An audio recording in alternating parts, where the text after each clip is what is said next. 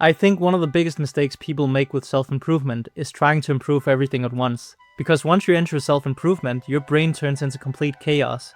You suddenly think you need the perfect physique, the perfect morning routine, more money, better social skills, discipline, purpose, confidence, meditation, business, productivity, the list goes on. And you basically want this all at the same time. So basically, you go from, maybe I should improve my life a little bit, to I need to become Batman before Thursday. And after a while, you stop knowing what actually matters and you stop knowing where to even begin, because you're trying to invent your entire life overnight. So in this video, I want to simplify this as much as possible. If you're somewhere between 18 and 30, this is probably the step-by-step self-improvement guide I wish somebody gave me earlier.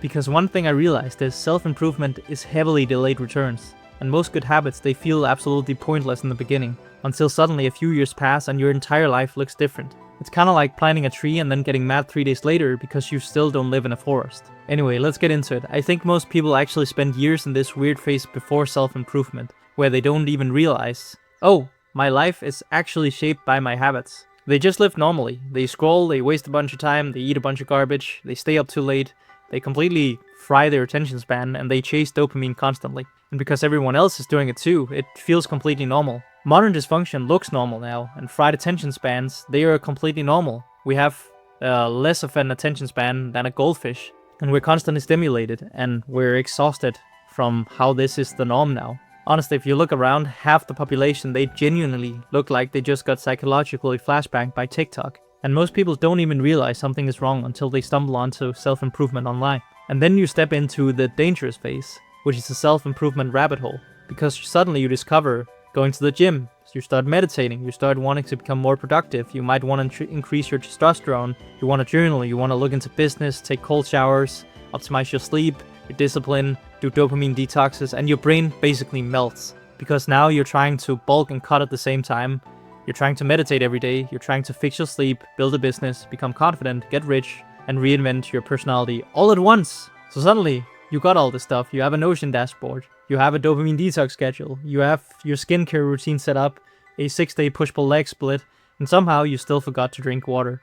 And a lot of people get stuck here for years because they're trying to completely rebuild their life overnight. One of the biggest realizations I've had is that self-improvement is not about doing everything. It's about focusing on the things that create ripple effect, the things that improve everything else. Because some habits are just points on the board. They are better than doing nothing, but other habits completely change your trajectory. Going to the gym consistently, as an example, that changes your confidence, your energy, your appearance, your discipline, and how people treat you. And something like building income, that changes your freedom, your stress levels, your opportunities in life, where you can live, and what kind of risks you can take.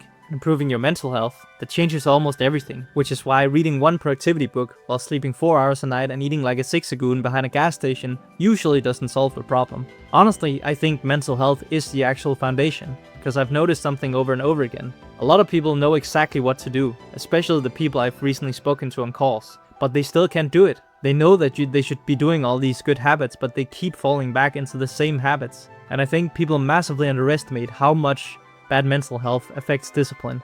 Because when your mental health is bad, everything feels harder, even the simple actions. Suddenly replying to one email feels like catching Latias in a Pokeball without mean look. And weirdly enough, some of the biggest improvements usually come from very basic things, like getting sunlight, sleeping enough, having movement built into your routine, going into nature, and just less overstimulation in general.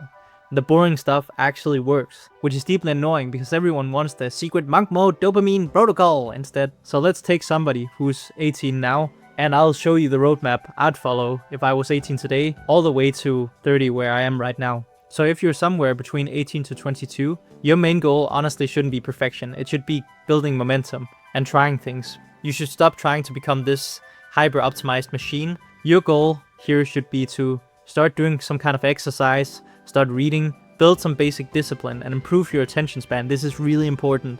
Learn how to work consistently and learn social skills, and stop destroying yourself every weekend with alcohol and drugs. These years compound very hard. I was not myself exploring a lot during this time. I wish I did more of that instead of just directly going into my chemistry degree and just locking myself into that. But at least I did start reading a bit. I did start learning better social skills and how to improve my attention span. And this has been really beneficial for me at age 30 now. And this has just compounded massively that I started working on that at such a young age. Because you gotta realize, a few years of consistent effort at that age can completely separate you from the average person later, especially because most people at 19 are basically just coming out of pedal dancing for no reason, and now they're just chronically confused from fatigue. As you hit your early to mid 20s, this is where you really start building yourself, and here I'm talking about 22 to 25. If you started what I told you back when you were 18 to 22, you'll notice you've improved your physique, your confidence, your career is starting to take a little bit of shape, your habits are much better, your standards are higher, and your identity have probably changed quite a bit since you were 18. And this is quite a dangerous zone to be in, because this is where a lot of people, they start to drift.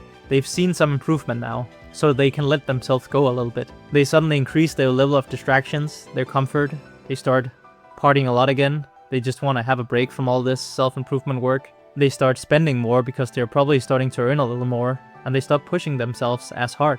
And honestly, I think this is where you quietly start seeing the gap open up between people. One person gets complacent and stays here, while another one keeps building leverage. Just imagine two extremes, one of which stays inside between 22 to 25 and works on his dream, and the other person spends $100 every single weekend turning vodka into anxiety and emptying his bank account. Let's get into the mid to late 20s. Actually, let's just group it together and say 25 to 30, because I genuinely think 25 to 30 is one of the biggest filters in life for men, because this is where the delayed returns of your early 20s, they start becoming visible. You look around and you really see who built momentum and the people who slowly drifted. A lot of people, they become softer here. They seem more tired on the outside and more passive. They've lost that spark for life. They become less ambitious and more comfortable. And you suddenly realize that some people have been in just one more chill year mode for like 8 years straight. And this is why I keep saying your 30s are not old.